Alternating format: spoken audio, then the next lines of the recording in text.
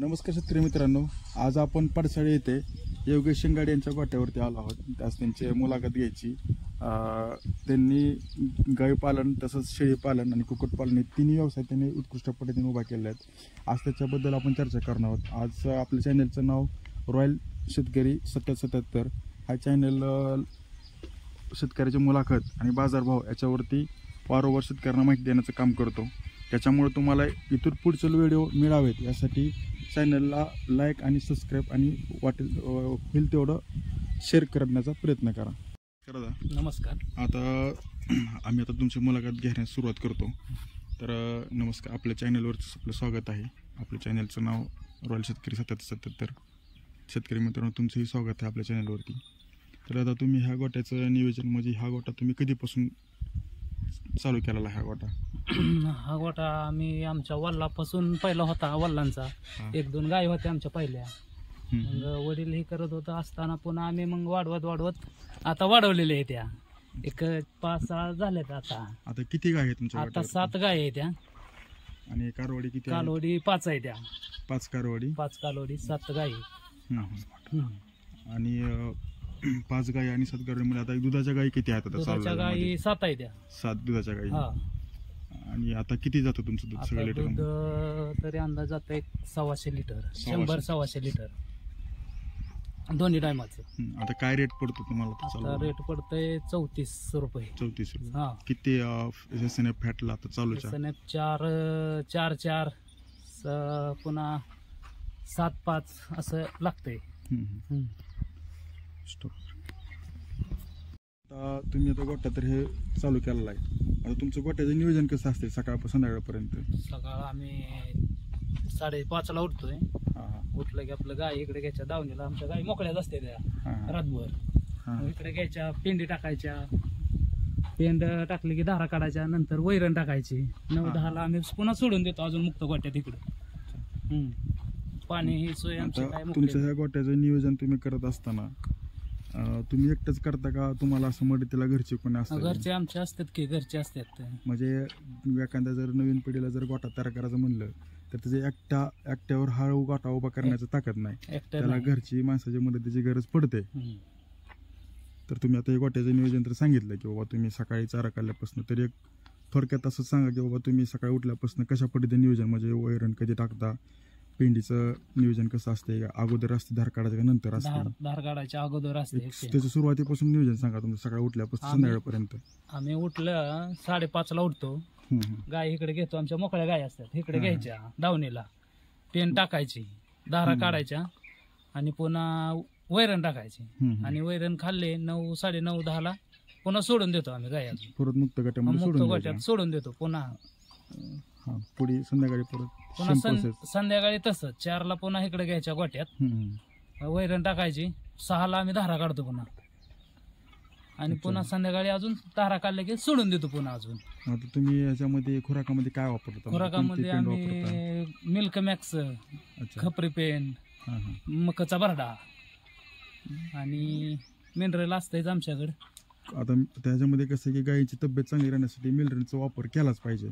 कारण आपण दुधाचं काय करतो की दूध काढतो, त्याच्यामध्ये जवळजवळ पूर्ण सगळे घटक जे शरीरातून आपण बघायला काढत असतो दुधामधून. तर ती झीज भरून काढण्यासाठी तुम्ही कोणत्या कंपनीचं मिनरल मिक्सर वापरता? ते आम्ही मिनरल मिक्सर किंवा चिलिडेचं आम्ही मिनरल मिक्सर वापरतो. एक सकाळ 1 काडीपेटी आणि संध्याकाळी 1 काडीपेटी. म्हणजे जेवढं ग्रॅम प्रमाणात तुम्ही ते मिनरल मिक्सर वापरता. तर तुम्हाला याचा फायदा आहे? फायदा आहे. इतर शेतकऱ्यांनी जर किंवा चिलाटी कंपनीचा वापर त्यांना यातनं फायदा नक्कीच मिळून जाईल. SNF फॅट किंवा गाय परत गाभण राहण्यासाठी वगैरे, किंवा एखाद्या बऱ्याच शेतकऱ्यांचा प्रॉब्लेम असतो गाय गाभण राहणार, पिशवी लहान आहे, तर तो पण त्यातनं प्रॉब्लेम सॉल्व्ह होऊन जाईल असं दिसून येते त्या पावडरमधून. ठीक आहे. तर आता तुमचं झालं हे गोट्याचं नियोजन, तुमचं खाद्य नियोजन बी तुम्ही सांगितलं. तर तुम्ही आता एकंदरीत गोट्याचं तुमचं दिवसभराचं नियोजन, कामाचं नियोजन सकाळपासून संध्याकाळपर्यंत सांगा की तुम्ही वैरण कधी आणता, किती वैरण लागते, कुठे तुम्ही मुरघास बनवलेला आहे का तुम्ही रानामध्ये वैरण कशा पद्धतीने नियोजन केलेलं आहे?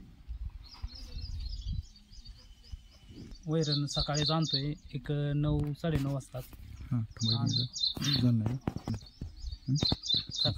सकाळी जाणतो आम्ही वैरण मुरघास काय आपण केलेलं नाही. हा. डायरेक्ट रानातून जायचं, कापून घेऊन यायचं, कुट्टी करायची, नंतरच टाकायचं त्यांना. अच्छा, मग त्याच्यामध्ये सुका आणि ओली सुका वैरण आणि दोन्ही मिक्स सुका मध्ये असते आणि का? वाळा, दोन्ही ओला. मिक्स वाला दोन्ही मिक्स मध्ये. असतंय. आणि खुराक टाकताना तुम्ही पेंडीवरच खुराक आपलं वैरणीच खुराक टाकता का ते वैरणीच्या सेपरेट आधी सेपरेट आधी टाकता? वैरणीच्या आधी खुराक टाकतो. अच्छा, त्यातून फायदा काय असं? काय काय जण आता वैरणीवरच डायरेक्ट खुराक टाकून देतात. वैरणीवर बी टाकलं तर काय अडचण नाही बरं का, पण काय होते ते कोंबड्या हे असते त्याच्यामुळे ते इस काढून टाकलेल्या हां हां. कोंबड्या खाऊन देत नाही त्यांना. आता याच्यामुळे तुम्ही आता मुक्त गोठा केलेला आहे. आता काही जणांचा मुक्त गोठा नसतो, तर तुम्हाला मुक्त गोठ्यापासून आतापर्यंत काय फायदा जाणवला? गोट्याचा लय फायदा आहे. शेण उचलायचं वाचलं आमचं पहिलं बरं. म्हणजे 1-2 तास एक जायचं त्याला शेण म्हणजे उचलायला. आता तुमचं वेळेचं नियोजन वेळेचं वाचतंय, वाचलं. कामाचं नियोजन पण कामाचं वाचतंय, वाचलं गाईला पाणी आणि दाखवायची पाणी गरज नाही. पाजायचं वेट वाचलं आमचं. आणि गाई ट्रेस मध्ये राहत नाही, राहत नाही, ती तिच्या मनाने कधीही जाऊन गाई पाणी पाणी पिऊ पिऊ शकते, शकते. खाऊ शकते. त्यामुळं गाई ट्रेस मध्ये राहत नाही, अर्थात उत्पन्नाला पण वाढवते. मग हे एक दुसरं. मग आता अजून काय तुम्हाला मुक्त गोठ्याचे काय फायदा सांगता येतील त्याच्या व्यतिरिक्त? एवढंच काय. आता योगेश भाऊ, आता तुम्ही एकंदरीत हा गोठा एवढा तुम्ही उभा केलेला आहे. तुमच्याकडे 7 गाय आहेत त्या दुधाच्या आणि 5-6 कालवडी आहेत त्या. आता कालवडीचं काय दुधाचं उत्पन्न निघत नाही, पण ह्या बाकीच्या गायचं उत्पन्न निघतंय. तर तुमचं एकंदरीत किती पगार निघते महिन्याला, 10 दिवसाला किंवा महिन्याची? 10 महिन्याची पगार एक 60-70 हजार निघते. आणि त्यात खर्च किती खर्च तुमचा एक पेंडीवरती? पेंडीचा 30,000 जाते. 30,000 म्हणजे निम्म्याला निम्म्याला निम्म राहते घरी. राहत राहते. असते एक. आणि जर ह्याच्या पद्धतीने रेट वाढला शासनाच्या पद्धतीने, जर थोडं सहकार्य केलं तर शेतकऱ्याची आता ही इच्छा असते की शासनानं थोडं आनंदाने चालू केलेलं आहे किंवा थोडं रेट वाढवला. कमीत कमी तुम्हाला असं का वाटतं की बाबा गोठा एवढं तुम्ही आता एवढं काबड कष्ट करायचं, एवढं काम करायचं, किती रेट पाहिजे तुम्हाला अपेक्षित? 40 रुपये तरी निदान पाहिजे रेट, पण आता काय देत नाही तर काय करायचं. हां, तर शेतकरी मित्रांनो, आता ही प्रत्येक शेतकऱ्याची अशी गोष्ट आहे की कमीत कमी 40 रुपये रेट असेल तर हा शेतकरी उत्कृष्ट पद्धतीने त्याचा व्यवसाय परवडू शकतो. पण आता आपली थोडीशी काय म्हणायचं त्याला, ही थोडीशी नाराजीच म्हणायचं की आपल्या शेतकऱ्याजवळ 1-1.5 वर्ष झाला तर तुझा रेटच नाही आहे. 30-32, कधी 26-28 पडला तरी महागा रेट आहे. तरी बी शेतकरी हा आपला कधी नाउमेद होत नाही. हा नेहमी करत राहतो आणि करतच राहतो. एवढं शेतकऱ्याकडनं बरेच गोष्टी आहेत घेण्याजोग्या. तर आता योगेश भाऊ, तुम्ही आता ही एवढं गोट्याचं ही तुम्ही आता सांगितलं उत्पन्न एवढं आहे, बरोबर? तर आता मी एवढं गोट्यामध्ये एवढं बघतोय करतोय, तर त्याच्या एका पण गाईच्या अंगावरती गुचिड दिसत नाही. तर बऱ्याच शेतकऱ्यांना काय होतं की गुचिडावरती बराच खर्च होतो. गोचाळची बाटली घ्यायची, टिकटॉकची किंवा इतर अदर कंपनीची वापरायची, त्याच्यावर खर्च करायचा. पण तुम्ही असं म्हणताय की मी एक पण असं औषध कुठलं वापरलेलं नाही आता 1-2 वर्ष झालं, असं तर गोट्यामध्ये एक पण गुचिड दिसत नाही. तर ही गुचिड न दिसण्याचं कारण काय? आम्ही गाय तर मुक्त केलेल्या आहेत त्या पहिल्या, आणि गाय काय केलेलं आहे, कोंबड्या आहेत आमच्याकडे 50-60 कोंबड्या आहेत त्या, अंड्याच्या कोंबड्या. आणि ते गायीत सोडल्यामुळे का नाही गोचिडपा खाऊन घेते त्या गायी बसल्या काय. त्याच्यामुळं गोचिड काहीच नाहीत राहिलेलं याला. म्हणजे उत्पन्न तर ह्यातनं वाढतंय, तर काहीच नाही. कोंबड्याच्या अंड्यातून पुन्हा भेटतंय. आता काही शेतकऱ्यांच्या गोट्यावरती मी बदक पण बघितलेला आहे. तर ती शेतकरी मित्रांनो, तुम्ही जर घांच्या योगेश भाऊ सारख्या जर गोट्यामध्ये जर कोंबड्याचं जर तुम्ही जर नियोजन केलं, एक 10-15 कोंबड्या जर ठेवला, तर ती सगळं स्वच्छ करून ठेवणार. तो गाईच्या अंगावरचं पण गुचिड खाणार, खाली पडलेलं पण गुचिड खाणार, आणि त्याच्यामुळे दुधाला गाय पण आजारी पडत नाही. गुचिड तापाला जर गेलं, शेतकऱ्याच्या अंगावरचं घामच निघतो गुचिड ताप म्हणलं की. बराच खर्च आहे त्याच्यामध्ये, मेडिसिनवरती गुचिड ताप करण्यासाठी इंजेक्शन द्यायची महाग आहे ती. तर हा खूप महत्त्वाचा विषय आहे की साधी गोष्ट आहे की तुम्ही कोंबडी पालन सोडा कोंबडी पालन गोट्यामध्ये ठेवा, करा. त्यात तुम्हाला स्वच्छता सगळं इचू काटा काय असेल त्यातनं निर्मूलन होऊन जाईल गोट्याचं. आता ह्यांच्या गोट्यामध्ये पण कुठं सुद्धा गायच्या अंगावरती गुचिड दिसत नाही. त्याचं मागचं कारण हे आहे की ह्यांनी थोडक्यात कुक्कुटपालन आणि इकडं शेळीपालन पण त्यांनी केलेलं आहे. आपण ते पण पुढच्या व्हिडिओ प्रश्नामध्ये घेणार आहे. पण आता सध्या गायच्या अंगावरती गुचिड नाही महत्त्वाचा विषय. म्हणजे हा खूप इंटरेस्टिंग विषय वाटला मला की त्यांनी साध्या गोष्टीतनं बाहेर गोष्टींना बघितलं की कोंबडे पालन करून गुचिड त्याचं निर्मूलन त्यांनी केलेलं आहे, कुठलंही औषध पाणी न वापरता.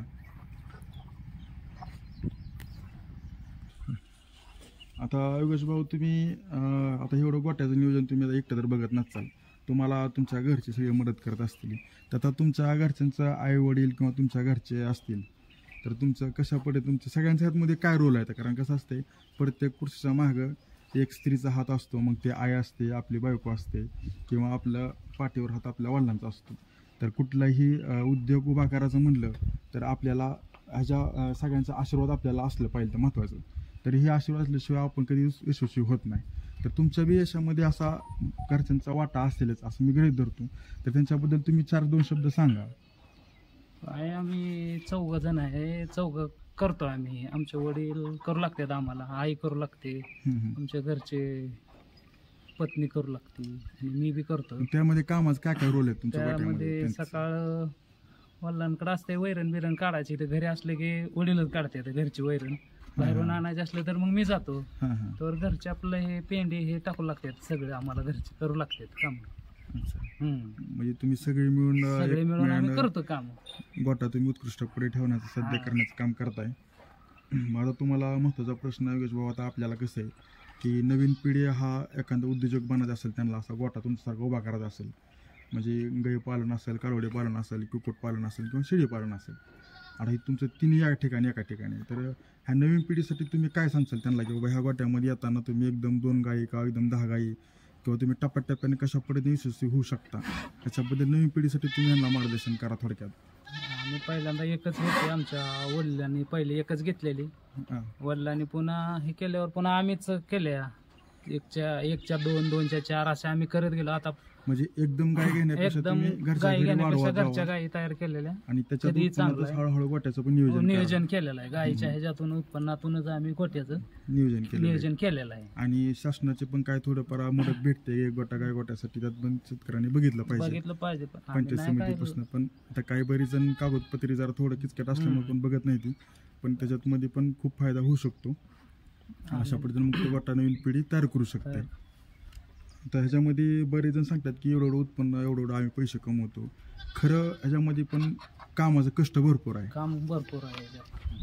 त्याच्याकडे काम करण्याची ताकद धमक असेल तर त्यामध्ये हे उत्कृष्टपणे गाय गोटा आणि टायमिंगला झालं पाहिजे. सगळं टायमिंगला एखादी गाय आजारी असेल तर ते टायमिंगला डॉक्टर असणं दवापाणी करणं खूप गरजेचं आहे अर्थातच.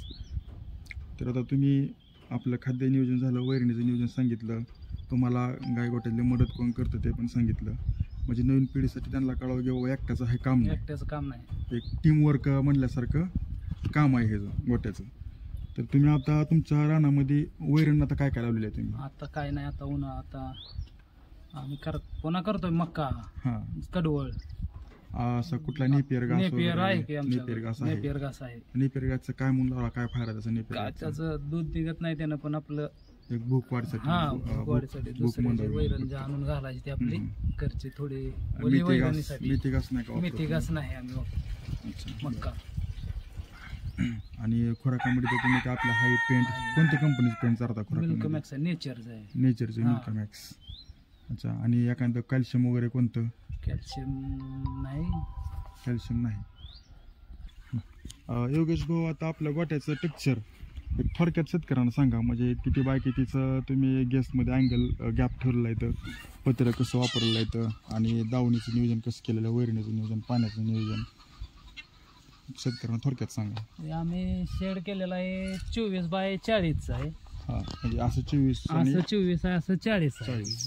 आणि दावण केलेले आम्ही तिथं कालवडी बांधाय, कालवडीला वैरण टाकायसाठी. गाय आमच्या इकडे असते. नियोजन तुम्ही कशामध्ये? प्लास्टिक मध्ये केलं, बॅलर. म्हणजे कमी खर्चामध्ये बॅलर केलेलं आहे. आणि वैरण टाकल्यानंतर वैरण टाकलं खाऊन होते ते. आणि इथून परत पाण्याचं नियोजन तिकडे केलेलं आहे आम्ही. हौद केलेला आहे पहिला, हा इकडे समोरचा हौद केलेला आहे. शेतकरी मित्रांनो, इकडं यांनी वैरणीचं नियोजन करून वैरण टाकलं. पशु हा वैरण मनानं खाणार, पाणी प्यायला त्याला जेवढं पाहिजे तेवढं मनानं पाणी पिणार. म्हणजे एक ट्रेसमध्ये गाय यायचं काय संबंध नाही, जेवढं पाहिजे तेवढं त्याच्या मनाजोगं त्याला भेटतंय. आणि हे अँगलचं हे कसं नियोजन तुमचं आता ह्याला तरी साधारण आता योगेश भाऊ, ह्या गोट्याला तुमचा किती खर्च आला सगळा मूत गोट्याला? म्हणजे आता ही वरचं शेड वगैरे सगळं, हे दावण, पाण्याचं तरी बघा 1 लाख 1.25 लाखापर्यंत गेलेला आहे आपला खर्च ह्याला सगळा. हां हां म्हणजे 1,00,000-1,15,000च्या खर्चामध्ये हा तुमचा मुक्त गोटा तयार आहे. तयार आहे. मला वाटतं तुमचा हा मुक्त गोटा असं 50 आपलं 50 बाय 50 फूट असेल, 60 बाय 60 आहे. 60 बाय 60 60 बाय 60 आहे. फुटामध्ये मुक्त गोटांनी गायींचा केलेला आहे. आता पडायला साईडला त्यांचं मुक्त गोटा शेळ्यांसाठी पण त्यांनी उभारला आहे. आपण शेळ्यांकडे जाऊया. शेळीपालन पण त्यांनी कशा पद्धतीने केलेलं आहे बघूया. कसे शेतकरी मित्रांनो, गाईचा जोडधंदा करत असताना त्याला जोडधंदा असणं खूप गरजेचं आहे. म्हणजे शेळीपालन असू द्या किंवा कुक्कुटपालन असू द्या. तर योगेश भाऊ यांनी शेळीपालन पण चांगल्या पद्धतीने केलेलं आहे. त्यांच्याकडे आता 10-12 शेळ्या आहेत. तर त्यांचं शेळ्याचं उत्पन्न चांगल्या पद्धतीने आहे. त्या वर्षाकडे योगेश भाऊ तुमचं किती उत्पन्न याला चाललं शेळ्यांचं? शेळ्यांचं उत्पन्न तरी साधारण एक 50-60 हजार रुपये आहे वर्षाकाठी. शेळीचं पण उत्पन्न गोटा शेड वगैरे जाळी मारून असं चांगल्या जाळी पद्धतीने केलेलं आहे. एक पहिल्या जुन्या पद्धतीने कसं शेळ्या उगं माळावर चालत बसायचं दिवसभर. ही आता पद्धत बंद झाली. आता मुक्त गोट्यामध्ये थोडंसं गाईवर त्यांना आणून टाकायचं आणि एक त्यात पण बिन तक्ते कोणतेही टेन्शन न घेता कुठली शेळी आजारी पडले कमी उत्पन्नात जास्त उत्पन्न होतं. कमी खर्चामध्ये जास्त उत्पन्न होतं. आजारी नाही कुठली शेळी आजारी पडण्यास पाणी बिणी पेटत ते मना नसते. आणि महत्त्वाचा विषय म्हणजे काय की एखादी गाय आजारी पडली तर ही कली एखाद्या शेळीच्या बोकडाच्या पैशाच्या उत्पन्नातनं ती कली कसं भरून निघते. म्हणजे गाईच्या धंद्यासाठी शेळीपालन हा हा उत्पन्नासाठी एक जोडधंदा म्हणून उपयोग ठरतो. योगेश भाऊ, आता आपला एक शेवटचा प्रश्न की आता ही लय महत्त्वाचा प्रश्न आहे शेतकऱ्यांसाठी, सगळ्यासाठी, तुमच्यासाठी. काय होतंय की आपण सगळे जगायचं संगोपन चांगल्या पद्धतीने करत असतो, बरोबर का?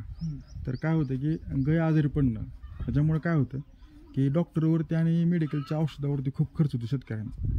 तर हा खर्च टाळण्यासाठी आपण गोट्याची कशा पद्धतीने काळजी घेतली पाहिजे असं एक तुमच्यातनं एक शेतकरी मित्रांना पण कळू द्या बाकीच्यांना पण. म्हणजे काय टायमाला त्यांना धुणं, टायमाला खाऊ घालणं, टायमाला पुन्हा काय असेल ते मिनरल मिक्सचर बी द्यायचं काम आहे. झीज भरून काढण्यासाठी एक रोग प्रतिष्ठी वाढवण्यासाठी ते गरजेचं. आणि नंतर काय करायचं, पाण्याची व्यवस्था एक महत्वाची आहे. टायमाला स्वच्छ पाणी त्याच्यासाठी का नाही. कसं आहे, शेतकऱ्याने खचून न जाता काहीतरी हे करणं महत्वाचं आहे. गाय आजारी पडतेच, पडले तर काय एवढं म्हणजे त्याचं हे करायचं नाही. आपल्या पण म्हणजे जेवढं लवकरात लवकर ध्यान देईल. जवळच्या तवा बघितलं हे डॉक्टर औषध लिहून दिले तर लगेच त्या गोष्टी कव्हर होऊन जातात. तुम्हाला थोडक्यात काय सांगायचं की एखादी गाय आता आजारी पडली तर आता त्याला काही नाही इलाज आहे. तेवढा पडते ती खर्च आपल्याला करावाच लागतोय. नाण्याला 2 बाजू असतात. त्यामुळे धंद्यामध्ये शेतकऱ्यांना उतरताना ही बाजू धरून ठेवायचं की आजारी पडणारच आहे. मग तिथं खचून न जाता तेवढ्या पुरतं उमेद न सोडता राहणं शेतकऱ्यांनी गरजेचं आहे.